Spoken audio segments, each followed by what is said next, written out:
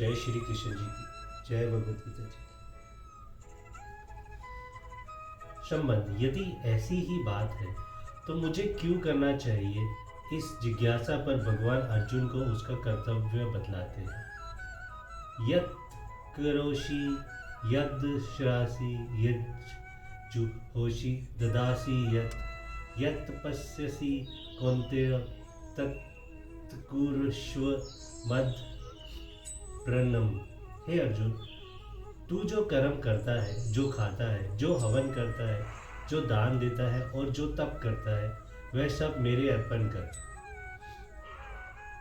यत पद के साथ करोषि, अश्नासी, जुहोषि, ददासी और तपस्यसि, इन 5 क्रियाओं के प्रयोग का क्या अभिप्राय है?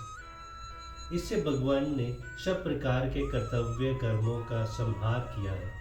अभिप्राय ये है कि यज्ञ, दान और तप के अतिरिक्त जीविका निर्वाहन आदि के लिए किए जाने वाले वर्ण, आश्रम और लोक व्यवहार के कर्म तथा भगवान का भजन, ध्यान आदि जितने भी शास्त्रीय कर्म हैं, उन सब का समावेश यत् क्रोशी के में शरीर पालन में निमित्त किए जाने वाले खान पान आदि कर्मों का, यज्ञशानी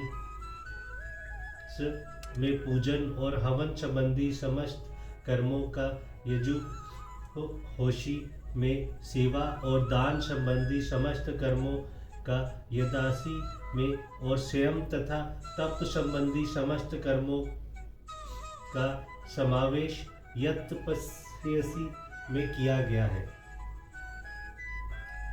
प्रश्न, उपयुक्त समस्त कर्मों को भगवान के अर्पण करना किसे कहते हैं?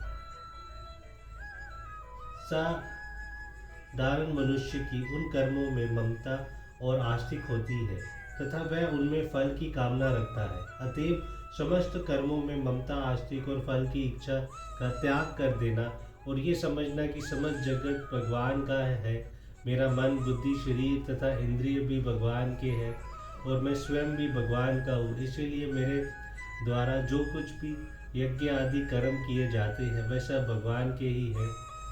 कठपुतली को नचाने वाले सूत्रधार की भांति भगवान ही मुझसे ये सब कुछ करवा रहे हैं और वह ही सब रूपों में इन सब के भक्तों भी है। मैं तो केवल निमित्त मात्र हूँ। ऐसा समझकर जो भगवान के आज्ञा अनुसार भगवान की ही प्रसन्नता के लिए निष्काम भाव से उपयुक्त कर्मों का करना है, यही उन कर्मों को भगवान के अर्पण करना है। जय श्री कृष्ण जी। प्रश्न, पहले किसी दूसरे उद्देश्य से किए हुए कर्मों को पीछे से भगवान को अर्पण करना, कर्म करते करते बीच में ही भगवान के अर्पण कर देना, कर्म समाप्त होने के साथ भगवान के अर्पण कर देना अथवा कर्मों का फल ही भगवान के अर्पण करना, इस प्रकार का अर्पण वास्तव में अर्पण करना है या नहीं? इस प्रकार से करना भी भगवान के ही अर्पण करना है। पहले इसी प्रकार होता है। ऐसे करते करते ही उपयुक्त प्रकार से पूर्णतः भगवत होता है। जय श्री कृष्ण, जय भगवान।